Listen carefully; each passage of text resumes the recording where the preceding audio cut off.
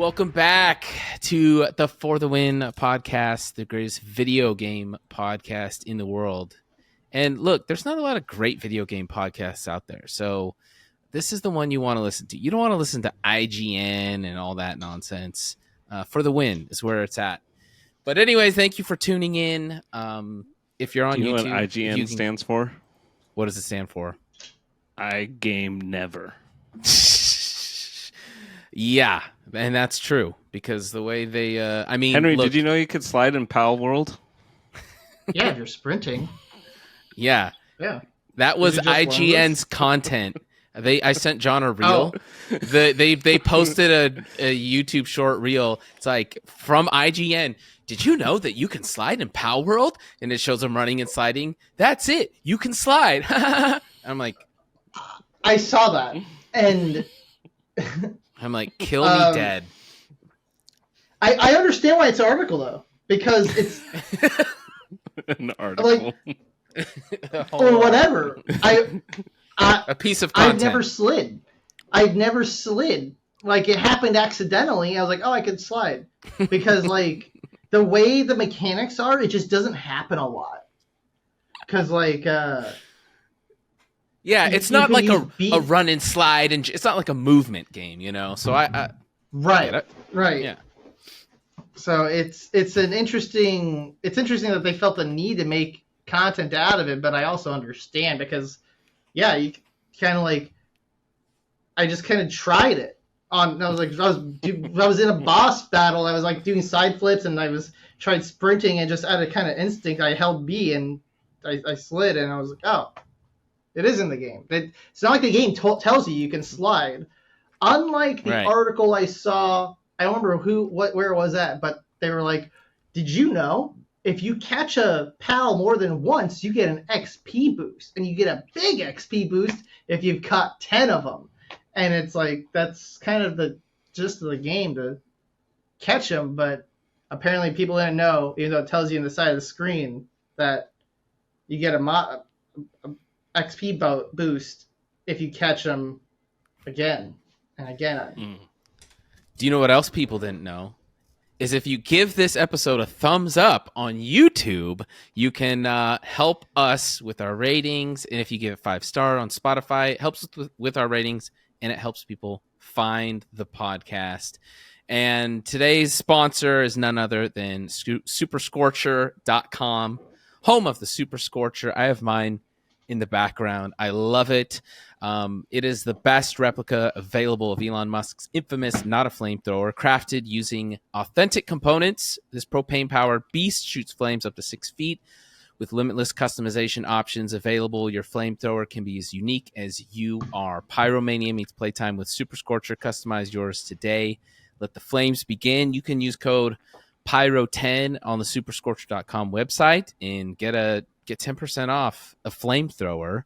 And I got my customized back there. I know, Henry, you guys just did a holographic one for a customer, which I saw pictures of that. Super sick. I can grab if you want to see. Like, ooh, a reveal? Sure, yeah. Grab the holo. It's not done They all yet. fall over. Yeah.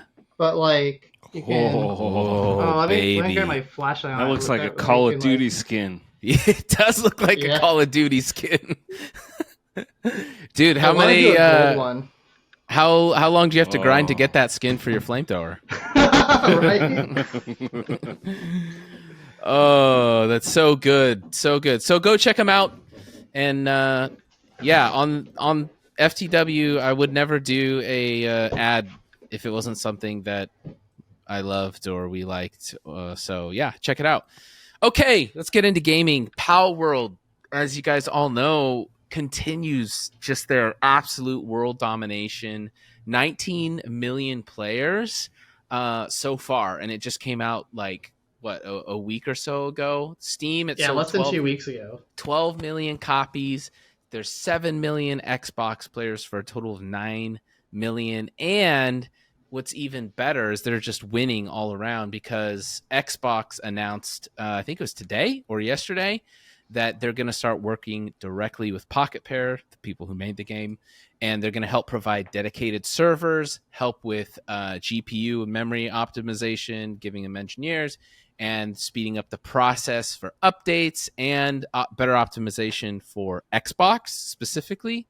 So, dude, what a huge W. Henry, I know you've been playing a lot. You just you got sucked in. 45 hours or something. Throwback to the clip of you saying in episode 1 where you're like, "Oh, I don't know. I don't know if I'll give it a try or not. I'm not sure." So I didn't like it at first. I really hated freezing when it got to nighttime, so I had to stand by the fire because I didn't have a bed to speed up the time and sleep past it. Didn't have the materials to make clothes, so I didn't freeze to death. I got hungry all the time, and I didn't know that killing some of the pals would drop meat you could eat. I thought it was just and then so once I learned those things and I started getting back in the hang. I liked it at first, and then I ran those hiccups. I was like, yeah, I don't like this at all. But I tried it again after a day, and then now I got a gigafactory running. I got 13 pals pumping out stuff for me, pumping out materials. They're mining for my rocks. They're logging for me. They're growing their own berries and wheat, so I don't even have to feed them anymore. They wake up, they go right to work, they get me my materials, they eat when they need, they sleep when they need. You don't even have to feed them or anything? No, sometimes they're stupid and get stuck with pathing errors, and so you have to fix that. So you have to optimize your layout of your base because of that sort of thing, but also you have to be able to properly balance out the workload that you have, because some of the monsters are workaholics and they'll work themselves to exhaustion, and they all have sanity meters. Nice. And so you have to you can't overwork them or they won't work for you anymore. Imagine that. So you have to provide the things they need, and then but they're replaceable. So you can catch more. You can, and you want to get. They have some want to work more than others. Some are lazy. So yeah, you can replace the lazy ones. You could fire them. Find one that says it's a hard worker, and you could put them in place. Especially if they're the same kind. If you have that sort of workflow balanced out, yeah, nice. It's pretty cool. It doesn't feel like slave labor. People say it's slave labor, but it doesn't feel that way. Well, not when you're the master. Well, it's not like Pokemon doesn't do this. Pokemon does this too. Remember in season 1, we saw all the Voltorbs powering. Oh yeah, no, all the Pokemon are getting put to work for sure. So this is a thing. That's the whole thing about this. It's they did this in Pokemon, just not so obviously. Right? Yeah. I think it's really interesting though that there's 7 million players on Xbox, because when we first talked about this, Steam had just passed 7 million, and it was on Steam first. So now, right. then had a slight delay on Xbox, and then now it's already caught up to that. And I think it's interesting because as far as the optimizations and getting patches out faster, because the Xbox, because of the verification process that they have, they're not getting updates as fast as Steam. And so Steam has 32 player online. Xbox and Microsoft what's it called? Microsoft Game Store or whatever on PC. You're locked to 4 players and other little minor things. So my PC friends can't crossplay with me because they all bought the Steam version. Because of all that stuff. So it's nice that's going to balance that back out. So that's really good. Maybe second guess all the progress I've been making on mine. I was well, if all my friends playing this are playing on PC, I should just get that. But yeah. And the PlayStation 5 version is going to be dropping soon. I know they're working on that, so that's going to explode even more because everyone on PlayStation is just waiting to get a piece of the action. Mm-hmm. What's their monetization? Oh, you buy the game, and Because No it's not like a full microtransactions release yet, right? If I recall, I saw that there's no intention for DLC and microtransactions. Like, Yeah, it is you the bought the preview. game. It's a $30 game, and it's they call it the Palworld preview game or preview or whatever. But once it comes, that's just early access. Once it comes out early access, they were still, there was no plans to introduce like microtransactions. Like, it's gonna be really wacky. That's kind of like, the exact opposite of what we're about to talk about next. Yeah.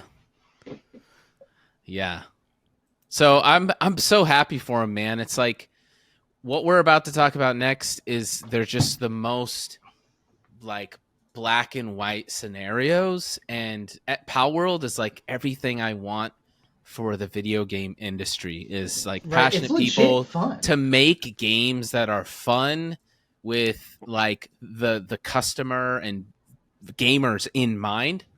And then we get to this week, Suicide Squad dropped, and it's a $70 game.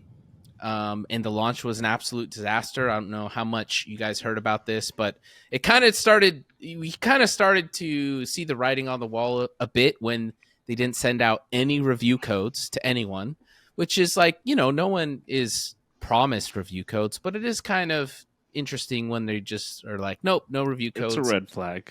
It's a red flag. When it's by a big studio, it is definitely...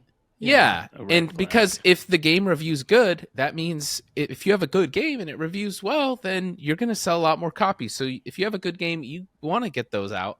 But anyways, no review codes were sent out. But then it launches, and within 30 minutes of the game being out, they shut down the servers for the game because there was a bug that when you started up the game, everything was unlocked, and it was like 100% completion bug.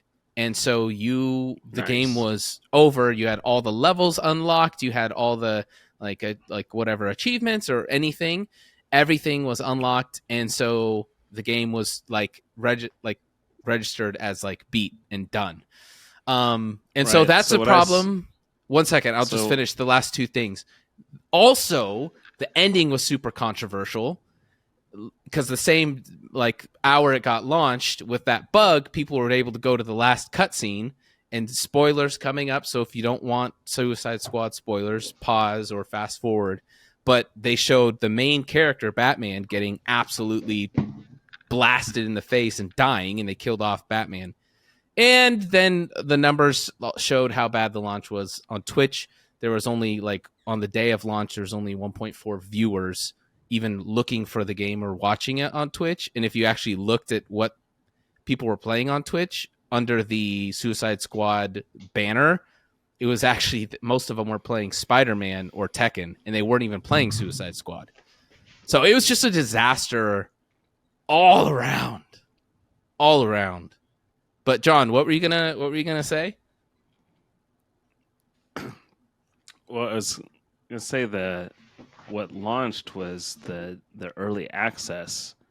So people paid extra to play the game days early, right? And it didn't work.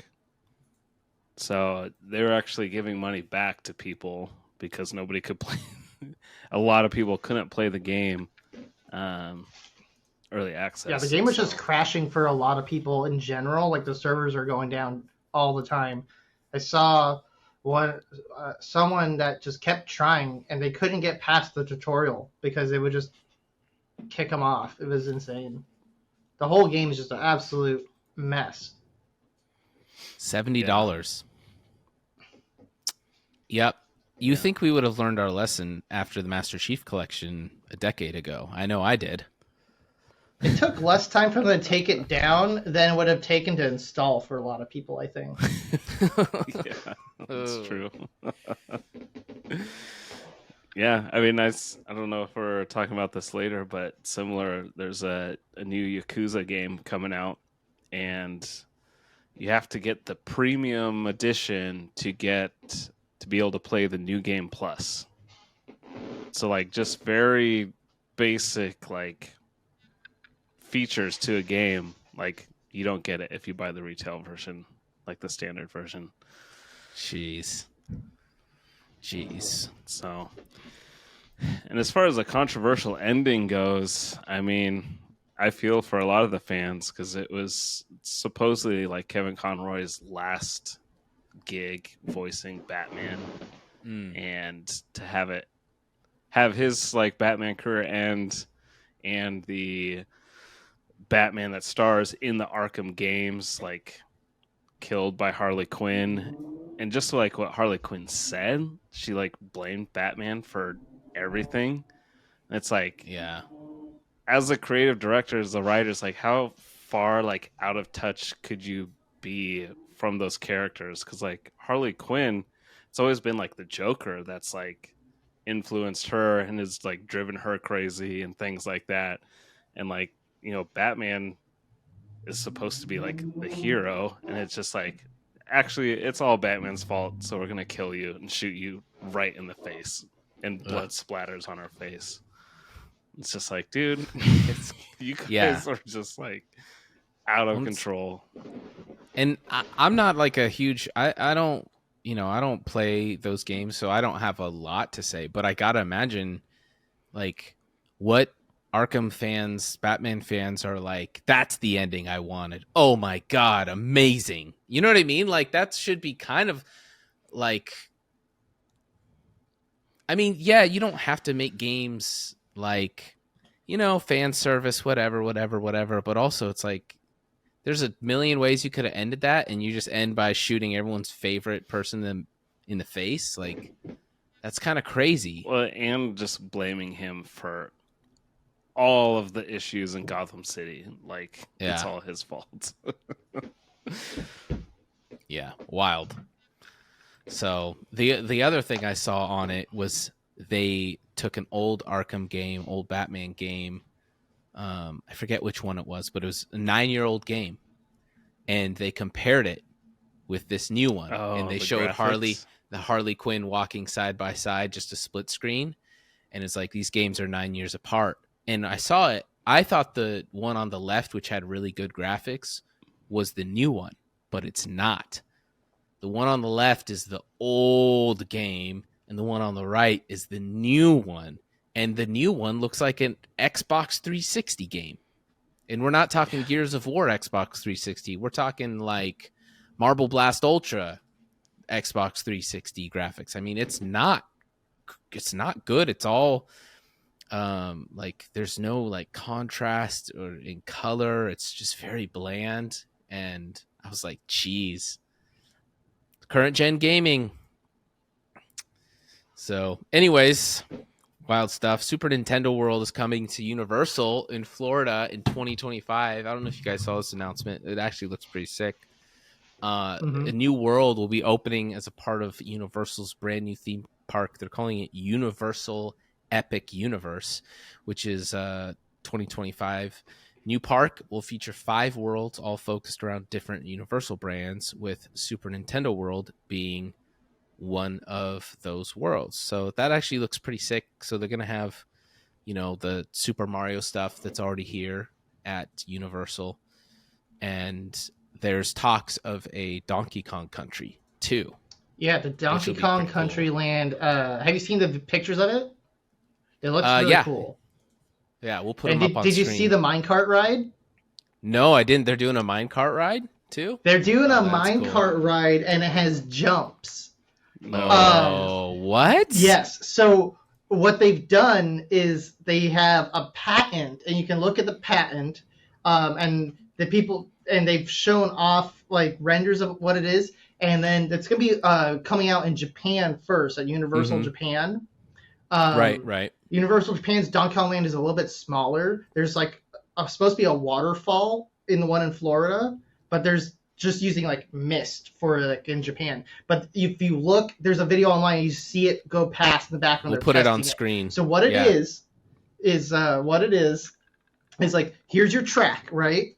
And then you have another track underneath, but it's like connecting it like this. And then, so this top track is all for show. There's another track underneath. So then when you go off the jump, there's a gap between the top track. The bottom half of the track actually just goes up. so it feels like you're jumping but you're not. So that's how they're doing a minecart ride, Donkey Kong Country with like That's big brilliant. gaps. Yeah, it's really cool looking. Dude, that's so sick. I loved Super Nintendo Land when we went there like a couple weeks ago. Like it was a favorite part of the entire weekend, and so I want to go back. Oh, I see. Yeah, we'll put the video on the screen, but it's basically there's 2 tracks. The top one is just a faux track that not even connected at all. Yeah, that is so cool. Donkey Kong Country would be so cool. I would love that. Like, I don't really care for Donkey Kong Country a whole lot, but like the land looks really cool, and with the way they did Nintendo Land, like with Mario, was absolutely amazing. Like super immersive, like even more so than like so cool. The Hogwarts stuff, and like and so I want to do it with Donkey Kong, and the minecart ride looks absolutely like super cool and definitely like worth that. Yeah, Henry, you've always been a little critical of the Donkey Kong Country games. Yeah. Just a little bit. Just a little bit. Do you think they are overrated? I was calling Donkey Kong 64 like a pile of crap back in like the early 2000s when people were still defending it. They're like, it was good. And I'm like, did you play it? Like, and now I'm right. Yeah, they're coming later, around. Like, they're coming around. Actually, that game is kind of a mess. Yeah. It sucks. Yeah. I mean, I only played it as a kid, so when you're a kid, you don't really think about games. I didn't realize it sucked until I was like 17 and I went back to play it again. I was like, I think I know why I made it 25% before I put Banjo-Kazooie back in. You know? Yeah. So. Yeah, speaking of games that suck, PlayStation's Winter 2024 State of Play happened today. Quick rundown of everything that they announced in there. It was like 40-minute presentation. Games for PS5, PSVR. They took a deep dive into Death Stranding 2 on the beach. Hideo Kojima's new action espionage game, a game called Stellar Blade. They talked about Sonic and Shadow Generations. Dave the Diver with a Godzilla in it now, apparently. Zenless Zone Hero, Silent Hill. They did like a little short message about Silent Hill and a free experience that's coming. Silent Hill 2, a game Judas, Metro Awakening, Dragon's Dogma 2, Rise of the Ronin, and Until Dawn Remastered. Any of those stick out to you guys? Anything? We're very much Xbox guys, but we'll talk about all things gaming. So, what do you guys think about their state of play? I like Xbox, but I still have like I still get PlayStation consoles also. I just mostly play Xbox. But all right, so nothing stands out to me as far as like Death Stranding 2 is going to be cool, but. And Hideo Kojima's new game obviously is going to get a lot of attention. But kind of the rest of it, I don't really care about. No thoughts on Sonic Shadow Generations? No. I haven't played a Sonic game in a very, very long time. Yeah, Sonic needs a rebirth. Sonic needs to become cooler. He was supposed to be like way past cool, the epitome of cool. At this point, it's like, is Sonic cool? The kids see Sonic go, that's a cool hedgehog. That's a cool character. Or is he just like a character now? If like when you're 6, when I was 6, Sonic seemed really cool to me. Does a 6-year-old still see Sonic and think he's cool? Or do they just like Sonic the same way they like Despicable Me and shit? I don't know. Yeah. Yeah. Used to say anything, John? No. No. Yeah. I don't have anything to add about PlayStation. Nothing jumps out to me. I think it's kind of I don't know. It's just kind of similar to how I feel about Xbox. Like, I don't know. There's not a ton on the horizon that's Yeah, their super developer exciting. showcase was like, yeah, That's like, so definitely neither good one of them are like I'm amped for necessarily. Like, Yeah. there's a lot of really great games in my backlog that I haven't played. So, Pokimane, she's like, I don't know, probably the biggest female streamer in existence right now. Pokimane is leaving Twitch after a decade. She just wrote, Twitch has been my home for a decade, but it's time to say thank you for all the memories and love during my League, Fortnite, and Among Us days. Guys, I know this impacts both of you in very different ways, but any thoughts?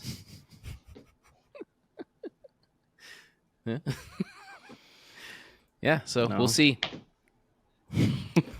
Great. Blizzard has is announced Twitch it's dying? Is it gonna just completely evaporate if all their big streamers leave? Yeah, it's another that is another big streamer 'Cause that who's the huge streamers like left there that are still there? That are left. Probably a bunch of people you've never heard of. Yeah. Blizzard, we talked about this, I think, last week or a couple episodes ago, but their president is gone, and they got a new president, and they announced who that is today. Activision's former general manager of the Call of Duty franchise, Joanna Faris. I never know how to pronounce names on this podcast. Johanna. And some people were concerned because she's the Call of Duty general manager, and Call of Duty is not, Blizzard games. And she said, she basically said she's committed to ensuring Blizzard thrives and will be approaching her new role with care and consideration for its staff and games. And she mentioned, she's going to be in listening mode and really wants to learn about how Blizzard does things, and basically said, look, at Activision, we like to, when we wake up, we like to deliver to the fans and make them happy. And so that's the kind of the same spirit. Really? Bring in. So, yeah. Really? She said. So, yeah. We'll see. Really? Really, really. When's the last time Activision did that, though? Look. Listened to the fans and gave them what they wanted. I don't know, man. I feel like Palworld's the only game that's listening to fans and giving them what they want, which is to have their own Pokemon slave labor force. It's not slave labor; it's indentured servitude. All right. There's I think so. There's this whole kind of trend I think I see with developers and putting out a game, and then there's uproar and the players don't like things and they voice their opinions. They make YouTube videos about it. Right. Like, we want to see all these changes, this, and this. Right. And I think it's kind of like a trap. So, like Henry Ford famously said, if you would have asked people what they wanted before I invented the Model T, what do you guys want? They would say faster horses. And he's like, okay, but I'm going to give you this. So his whole idea is like, I'm going to give them something that they didn't even know that they wanted, right? Right. And so I think it's just developers are kind of falling into this cycle and this trap of just like constantly trying to please every single person, give everybody what they want, when it's like, no, we need to be giving people what they don't even know they want, and like just blowing people's minds with that. Obviously there's like fixes and things like that to games, but if you just keep like trying to fulfill the wish of every single player and every single YouTube content creator, like, it's never ending, and you're just gonna like I tune into like the Diablo 4 like campfire chats, and the developers just look worn Tired. out and exhausted and dead, trying to just like appease the player base that's left, and it's like, dude, just like, you gotta like just really know your audience and know what they find super, super fun and figure it out and get it into the game, but yeah. Yeah, and case in point, we're seeing it with the failure of all these massive, $100 million games versus Palworld, which was like $6 million in total budget or whatever. And the difference is it's obvious, So I think you're right, because Palworld wasn't trying to appease a fan base. They're like, oh, let's make this like this could be fun. Let's do this. Mm-hmm. And it hit. So I actually personally, as much as it sucks to like live through it and experience it, I actually really quite like the upheaval that's happening in the industry as far as massive games and massive budgets falling on their face, becoming absolute failures, not working, and then smaller developers who are just making good games blowing up. I think that's like a good, healthy thing, and there needs to be a wake-up call for all these massive companies and corporations that just think they own the game industry, because now with the internet, they really don't. So that does excite me about the future of gaming. For sure.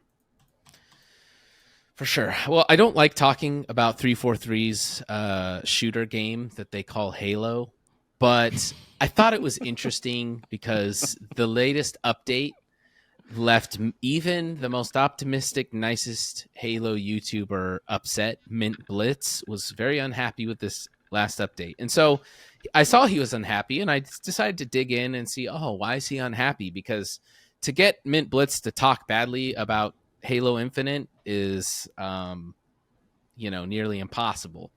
And so I dug into it, and he's posted on X about how this last update that happened last week, because of the hidden matchmaking, the hidden MMR, the competitive matchmaking playlist is so broken now that when he solo queued, he didn't win a single game for a week. Now, for those of you who don't know, Mint Blitz he's a really, really good Halo player. He does a lot of trick shots and crazy stuff, but he can also very easily drop, a 20 bomb, 30 bomb in any given game. And he was not able to win a single game in the competitive playlist while he queued up solo. When he queued up with a duo, he was able to win every single game. And so he said his point was like, they literally broke the matchmaking. If I want to win, all I have to do is get a partner. If I don't have a partner, I will lose every single game, no matter how good I am. And he even showed his scoreboard at the end of the match. He had 25 or 30 kills, and all his teammates had 0 or 1. And yeah, because of the matchmaking, the way they purposely set them up. Not only that, though, of the new content that's been dropped in this update, only one map was playable.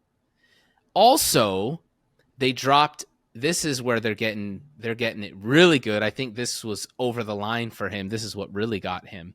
Is the battle pass is very, very skimpy. There's not a lot there. And the store got a massive update. So there's a bundle that's $38 of worth of armor and all this stuff. And then there's all these other bundles and armor pieces and different things for money.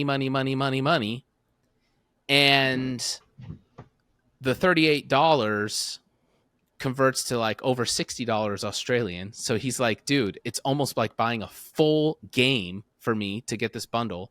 And they do all the normal stuff of like hiding the one thing you really want behind a bundle. You can't buy anything separately. Yeah, there's a new sniper skin.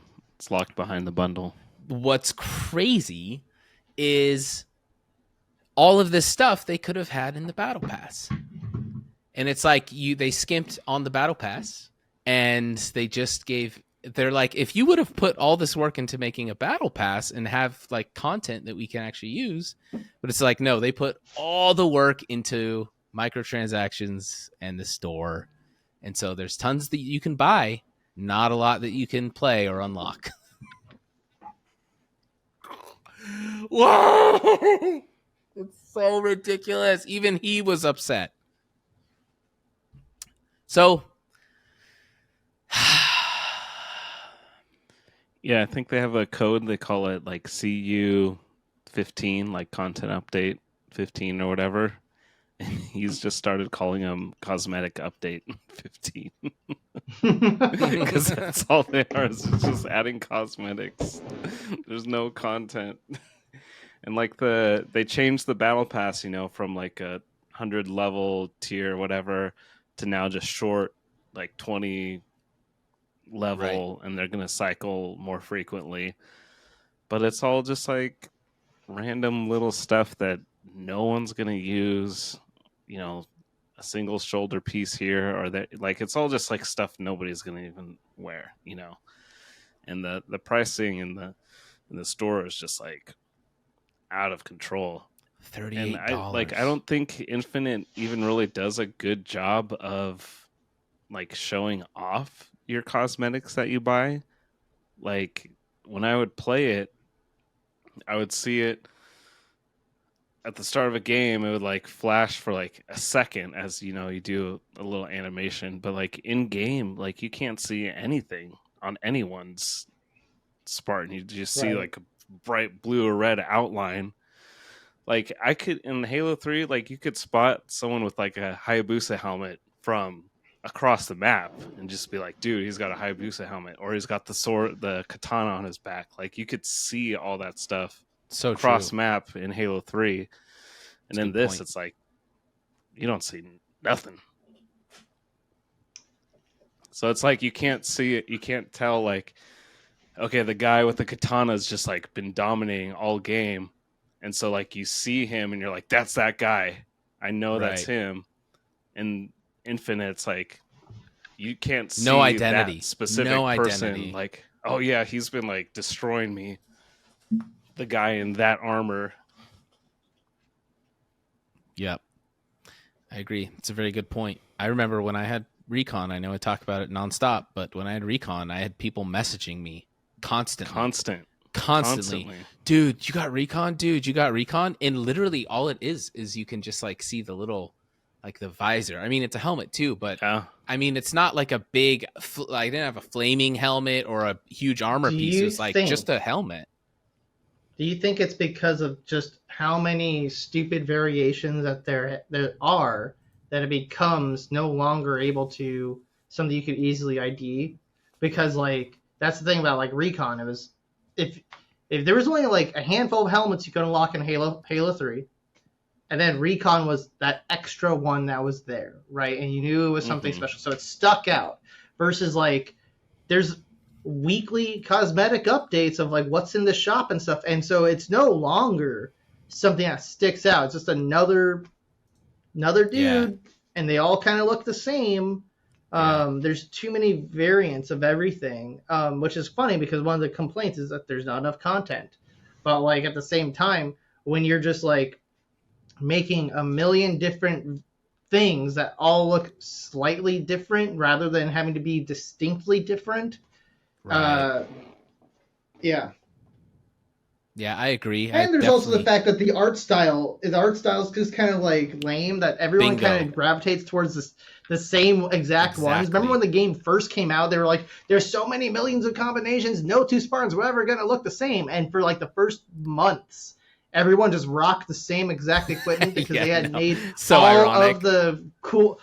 made all of the content just a slow drip feed. So it's like, week one, here's your one cool item. The rest is kind of like whatever. And so everyone would get the cool item. Remember the cat ears? I have a cat ears. Mm-hmm. Everyone had the cat ears when they came out because it was different. If the cat ears were out the same time as like the Halo and the Shamrock and like other crap all at the same time, we wouldn't have seen everybody rocking the cat ears.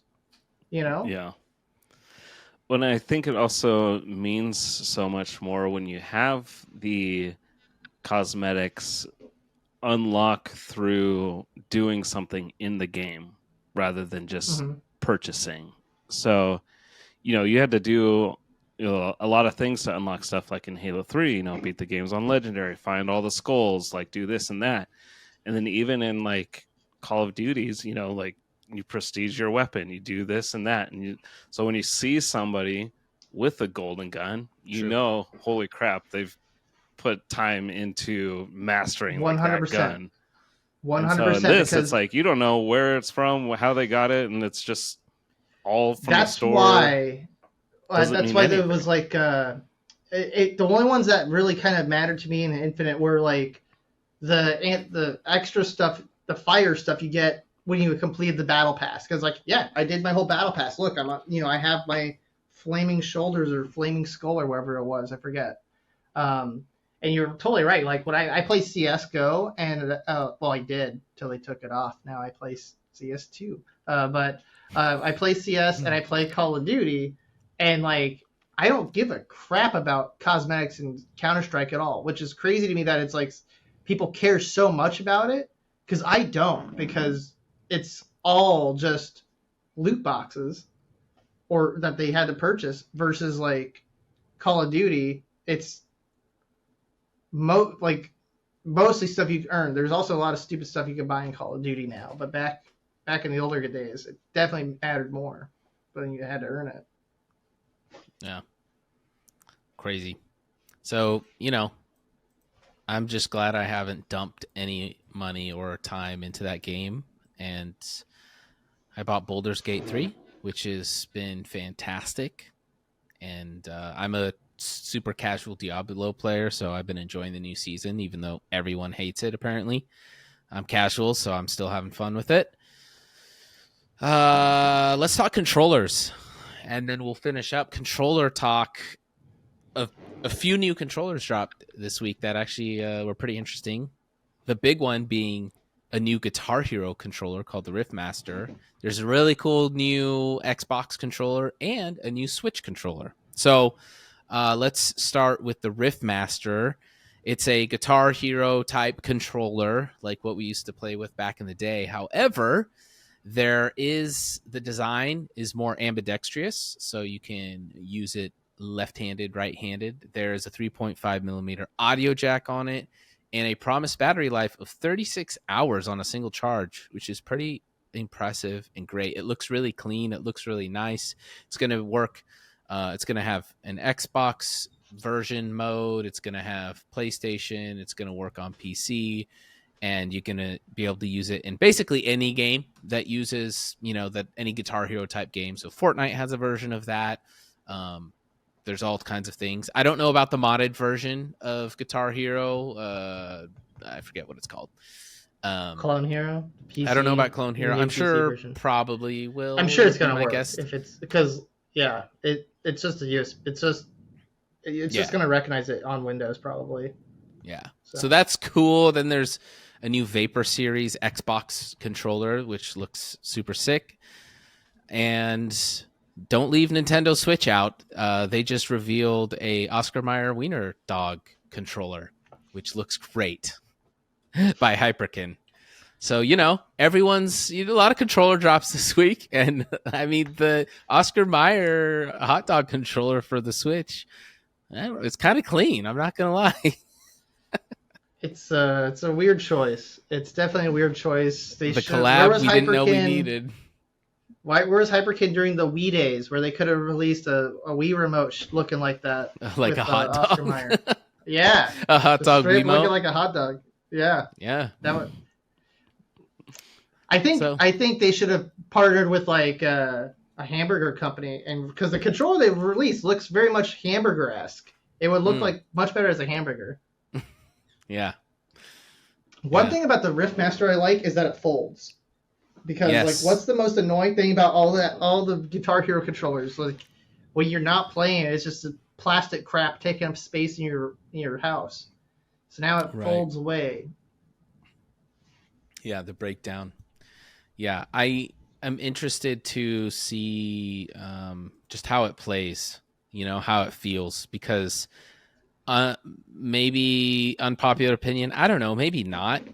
This Riffmaster is more similar to the Rock Band controllers, and I actually prefer the Guitar Hero controllers, which were actual like rectangular or like with rounded corner buttons, as opposed to this just seamlessly integrates into the fretboard of the plastic guitar. Yeah, I know what you're Um, talking about. you know what I'm talking about. So Yeah, I I don't know. It I'm wouldn't the be my same. first I like choice, but the more just buttons. having it be more arcadey of a game rather than trying to go for realism. There's With the other games that do that better, I think. I think the general consensus with the Guitar Hero community is actually like that. Yeah, the Guitar Hero controllers are preferred. Like when I follow like the people that really get into like Clone Hero, it's Guitar Hero controllers that typically I see people using, and not any of the Rock Band controllers. They were mushy, but buttons were mushy. Correct. I never liked that. They were a bit mushy, and one of the things is the difference between let's I want to say, I know Red Octane made the original Guitar Hero controller. Harmonix made the made the game, but then when Harmonix split, I don't know if Red Octane went with them to make the Rock Band controllers, or if they stuck with Activision and made the Guitar Hero 3 controller. I forget who made that. Yeah, my hope is that this is, it's a 2024 design, and they really took what didn't work on the old controllers and we're like, all right, we're going to make this feel really, really good. Because even it's obviously well thought through with the joystick on the back and the headphone jack. It has a USB-C plug-in charge. Like, there's definitely some, and the folding, right? There's a lot of forethought put into this. So I really do hope it's decent, and I'm going to try and get my hands on one to try it out. And if it is good, I'll definitely buy one. And because I love playing Guitar Hero, and it hasn't been around, but it's making a comeback, which is pretty cool to see. Yeah. I mean, I think still my favorite controller is the Guitar Hero 2 PS2 red Gibson SG. Oh, yeah. Mm-hmm. Undefeated in one of Henry's videos from a LAN party, the really the 240p video that's on YouTube of the aftermath of a LAN party. You just see all the Xboxes going through the house, and then just like on the table, there's a Guitar Hero Gibson SG controller just chilling on the table, because that was our go-to after the LAN. I think my Guitar Hero 1, is actually in my trunk of my car with the controller in there. Yeah. Dude, because like it just made sense to stash the controller in the box because it's just such a big clunky mess. Yeah, I remember going to PAX in Bellevue, playing it for the first time, and then coming home immediately just going to Walmart and buying Guitar Hero and a PlayStation 2. Jeez. And I was just like, this is the greatest game I've ever played. Yeah, for sure. We were hooked that weekend because we got the special guest passes that year, and so we got the like, when there wasn't anything going on, we just were able to skip to like console free play line and just played Guitar, which had their own stations because it was so popular. It was brand new, you know. Guitar Hero 1, like. Yep. And I remember just setting it up in the living room, and my mom and dad are just like, wait, what is this? You just like, check this out. Dude, that game had a chokehold on us for years. Yeah. 1 and then 2 came out, which even like upped the ante and made it even better in so many different ways. And, oh gosh. And Dad loved it because he was a music guy. We played it constantly in my dorm room too, Guitar Hero 2.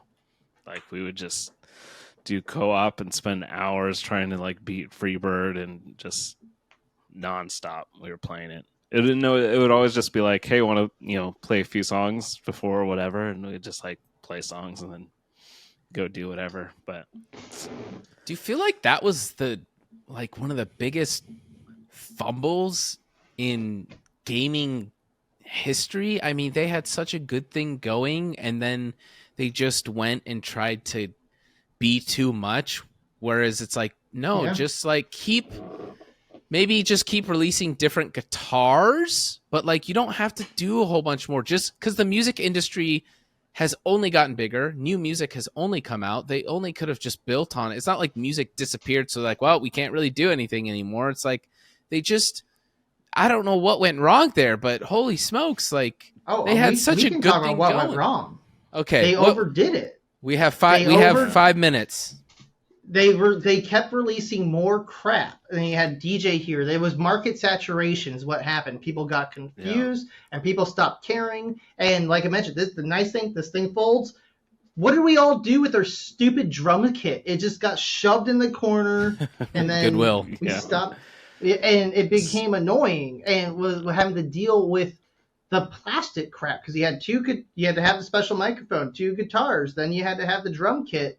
And then you have DJ Hero and everything else. Like it's just over. They did too much. Like they were like, we need to keep milking this cow until it's dry. Right, and I think at least with the Guitar Hero, so they had 1, 2, and 3 come out in like a certain span of years. I don't remember what that span was, but then they released Guitar Hero Aerosmith. Mm-hmm. And I was working at Blockbuster at the time, and I think it still sold like decently well. Like that seems okay. Sold a lot. Yeah.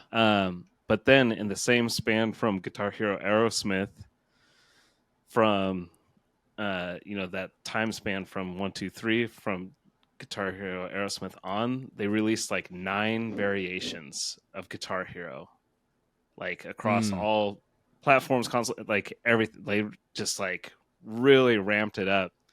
And I think about like the state of gaming today, where everything's like live service, and it's like, dude, all Rock Band had to do was like improve instruments, but like Rock Band should have been like the live service game. So it was constantly. So here's the thing. Rock Band 4 came out in 2015, and it was still getting DLC releases until last week. Last week was its final DLC release. So Rock Band was doing that. But like because of Guitar Hero's market saturation, people got sick of the guitar rhythm band genre. That's what's happened. And so, but like Rock Band, there's 4 Rock Band games, not counting Rock Band Blitz, and they all had very long like support lifespans, especially in comparison to Guitar Hero. Well, the Guitar Hero controller was inferior, and at one point they changed it to 3 buttons or 4 buttons and like a pound bar, which I played, and I was like, they did Guitar Hero Live in 2015. Around the same time that Rock Band 4 was releasing, Activision put out Guitar Hero Live, and that's when it got really weird. Rock Band, I think, is just as guilty as Guitar Hero, because they had the Beatles Rock Band, Green Day Rock Band. Was there something else? So they had. I wouldn't say just as guilty. I would say significantly less. But I think you're right. They did try, and they just try to do too much. And I think if they would have just simplified their approach and been like, okay, we found what works, we found what people love, and so we're going to release a Rock Band game, every year with a very curated selection of songs. Yeah, so and then I just looked it up. We're going to, like, with that, we're going to release a new guitar of a classic model that people love and people like. It's going to have the same functionality and same everything, but like people can then kind of start to collect guitars and because they're cool and you can play the They games wouldn't with do them. that wouldn't work. People would get sick of like the plastic crap again. People just want, it's not going to make a difference in the gameplay, right? But as far as what you were saying, John, there's only been 3 spin-offs: Lego, Beatles, and Green Day. That's it for Rock Band. Versus Guitar Hero's 9. Yeah, I mean, Guitar Hero had way more, but yeah, and between the Beatles Rock Band and Green Day Rock Band, it was like 3 years. But like, yeah, no, people. I don't think continue to release different model guitars would do anything, because what hurt the franchise was how much extra stuff you had to have to play the game. Eventually, people got tired of having to deal with that. It's not like a real guitar where you get all the different ones because they sound different, they play different. Sure, but also like unless, but gamers that's do what you could do. Gamers collect things, you know, like gamers collect things like that. Collect But with how big they are, yeah, a controller the size of a guitar, you like. I don't know. I have multiple Rock Band. I have multiple Guitar Hero. I have multiple Guitar Hero controllers, and I shove them in the corner because like I don't want to deal with them. But like if they were to release them and make them sound different, and that effect carries over to how the song plays when you're playing it, that'd be cool. But then that would get annoying having to switch that between like yeah. You're trying to play a game, you're like wait, I gotta get my other controller. Gotta be that guy. Anything else for the good of the pod? We'll see you next week as the story unfolds.